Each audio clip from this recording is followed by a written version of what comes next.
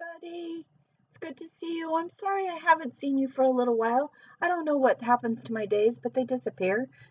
And here I am, though. And I'm wishing you well. Let's wish each other well together. Are you ready?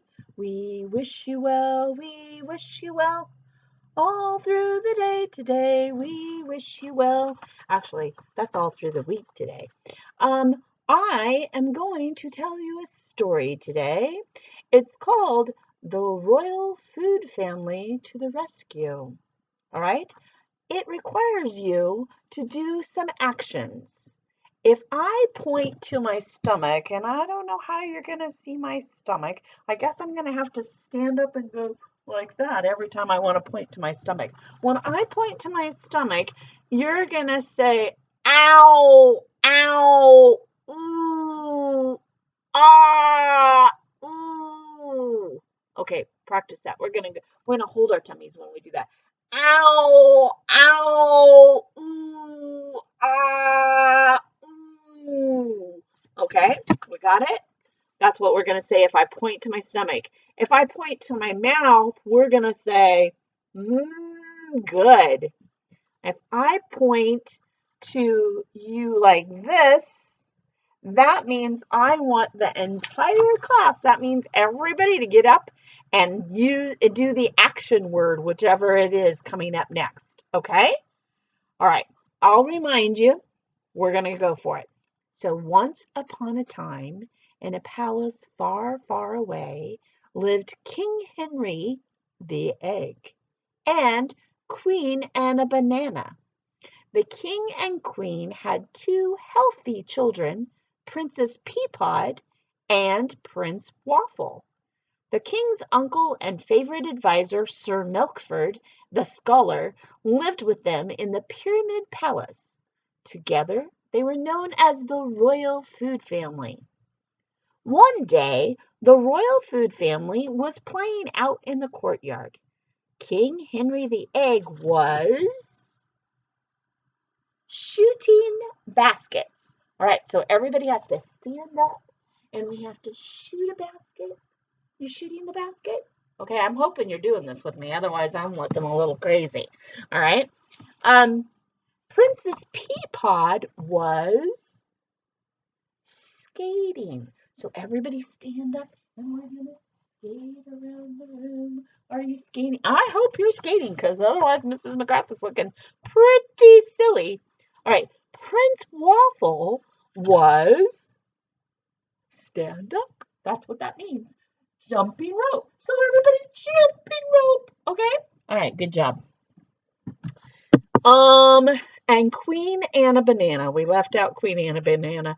She was swimming laps. You might be able to swim laps in your chair. I don't know. You could swim around the room. I'm okay with that, but you might be able to do that. All of a sudden, they heard a strange and terrible sound. All right, so here is the tummy. So now we're going to put our hands on our tummy and we're going to say, ow, ow, ooh, ah, ooh. The noise was dreadful. King Henry the Egg missed a clear shot with his basketball. Princess Peapod's skate spun out of control. Prince Waffle tripped on his rope. And Queen Anna Banana climbed out of the royal swimming pool.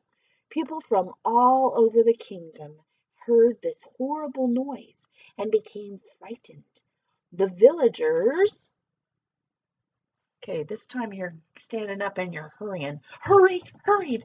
So they hurried to the Pyramid Palace to seek advice from the King Henry, the Egg. And King Henry the Egg did not know what was making the sound, but he knew exactly what to do. He must find his uncle Sir Milkford right away.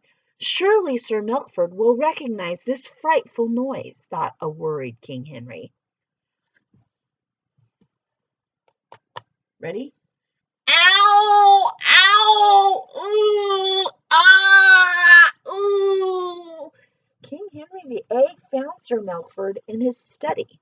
Uncle Milkford, cried the king, what is that awful sound?" "I don't know, your highness," replied Sir Melford. "It sounds like it's coming from up in the mountains. It's a good thing we ate a hearty breakfast. We will need the energy to... We're hiking. Okay, so stand up and hike. Are you hiking? Because we got to go up a mountain. All right. And see what's causing that racket." With that, the entire royal food family set out to find what was causing the monstrous noise. Ready? Ow! Ow! Ooh! Ah! Ooh! King Henry the Egg found... Oh, sorry. As they climbed higher, the noise grew louder. Ready? Even louder. Ow! Ow! Ooh! Ah! Ooh! "Hey!" Prince Waffle shouted. "It's coming from that cave." They crept. Do you know what crept is? That's kind of like sneaking. So we're going to crept. Okay. Silently to the cave's entrance, drawing their swords. So get out your sword. You got your sword? As they tiptoe. So tiptoe. Okay. Toward the opening. Suddenly, they saw a lot of garbage. "What a mess!" cried Princess Peapod. The floor of the cave was littered with empty soft drinks cans, empty potato chip bags, candy wrappers, cookie crumbs, and a half-eaten cake. Hang on. Oh, I see what I did. Okay. And here comes the tummy noise. Ready? Ow! Ow! Ooh! Ah! Ooh!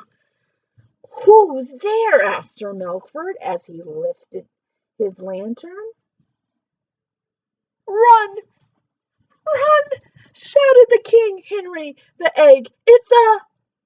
What do you think it is? Tell me, what do you think it is? I'm listening. What do you think is making all that noise in the cave?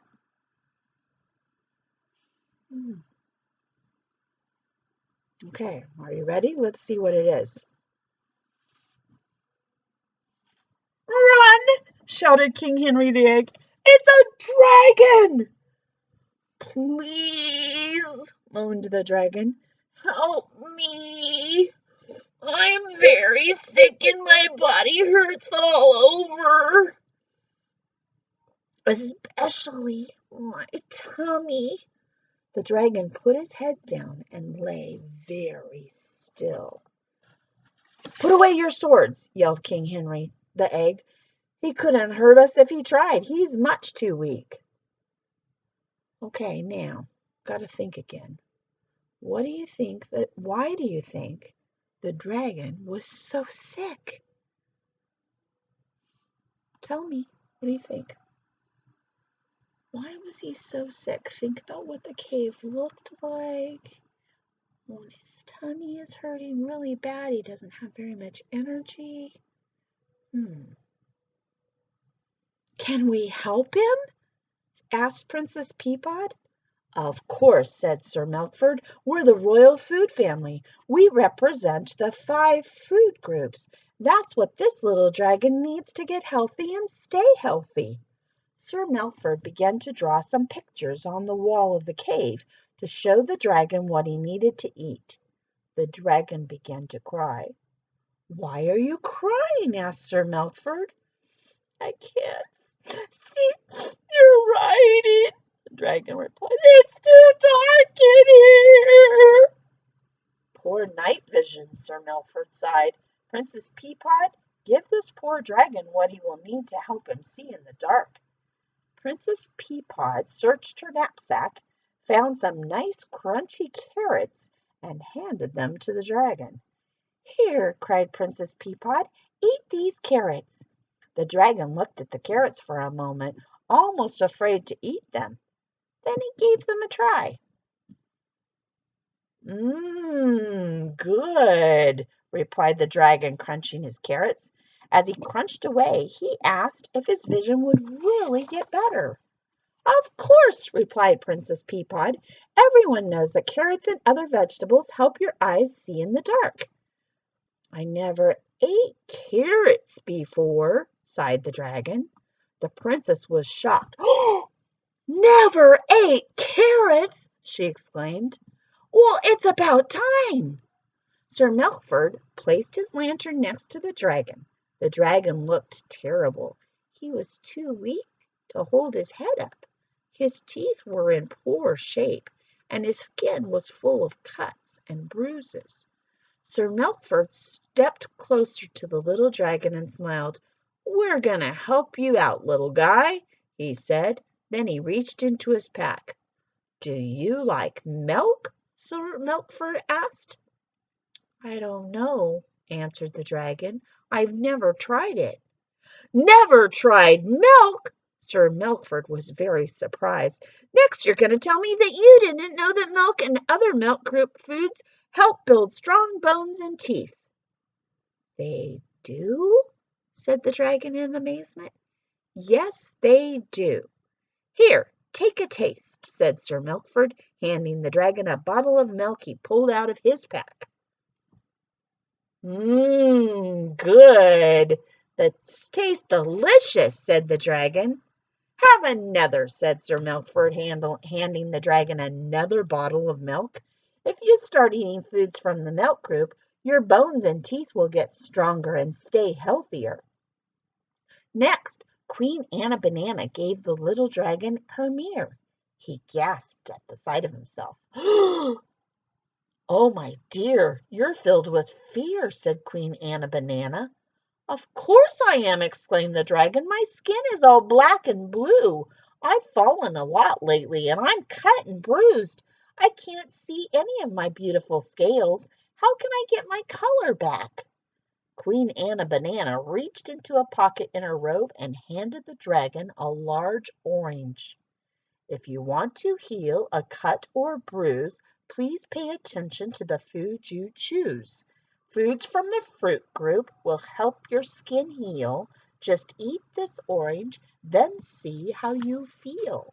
And in case you didn't notice, Queen Anna Banana only speaks in rhymes. The dragon ate it up. Good. This orange tastes good and is good for me too, exclaimed the little dragon. Queen Anna reached into another pocket and gave the dragon another orange. As the dragon finished the oranges, he heard laughing and shouting outside his cave. What's that noise? It's just some of the children playing soccer. So you have to stand up and everybody has to play some soccer. Get some little kicks going there, okay? We're not supposed to bump with our heads anymore, right? Prince Waffle asked the dragon if he wanted to join the game. I've never played soccer, replied the dragon. Prince Waffle told the dragon he would teach him. They all went out into the fresh mountain air and began to play soccer. So everybody's got to stand up and we still have to play soccer. Okay, you ready? Good. Things were going okay until it was the dragon's turn to kick that soccer. But I don't know if the dragon can kick. His muscles in his legs were weak, so he had no power behind his kick. King Henry VIII explained to the dragon that he needed strong muscles to play sports. Meat group foods are important to help you build strong muscles. King Henry shared his hamburger with the dragon. Try this, said the king. I like this meat, said the dragon. This tastes great. Good. Excellent, said King Henry. Not only do you need to eat a variety of foods, you also need to stay active every day to keep your body and muscles strong and healthy. But I don't know how, said the little dragon. You just did, replied the Prince Waffle. Playing soccer again. Get that soccer ball out. It is great exercise. So is rollerblading. That's like skating on the wheels in the middle, inline skates. Okay. I like to swim, said Queen Anne Banana. It keeps me trim. There she goes, rhyming again, huh? I think I would like to do all those things, but I'm still so tired, said the dragon. I have no energy. Seeing the little dragon so sad, Prince Waffle said he could help him gain more energy.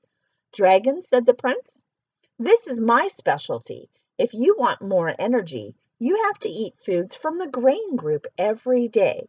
Try this waffle. It's my favorite. The dragon didn't know what grains were, but he ate the whole waffle. Good, said the little dragon. By this time, the little dragon was feeling better. King Henry the Egg looked at him and said, I think it's time for us to go home. Wait, said the dragon. I feel so much better now that you've given me some foods from each of the food groups. But what am I going to do tomorrow? How will I ever remember what foods to eat to help me stay healthy? Oh, little dragon, said Princess Peapod, why don't you come home with us? We can all tell you about the food groups and staying healthy. Oh, little dragon, said Prince Waffle, it would be awesome for you to come to the Pyramid Palace. Could I? Asked the dragon, looking at Sir Milkford, King Henry, and Queen Anne Banana. They all smiled. Of course, they said in unison. By the way, little fellow, said King Henry, what is your name? I don't have a name, said the dragon. Then we shall call you Little D, said the king, because you are a little dragon. And henceforth this little dragon was known through the kingdom as Little D. And that, crew, is the end of our story for today. But, I wonder what this story is telling us that we're going to learn about. I bet you know. I'll talk to you later. Bye.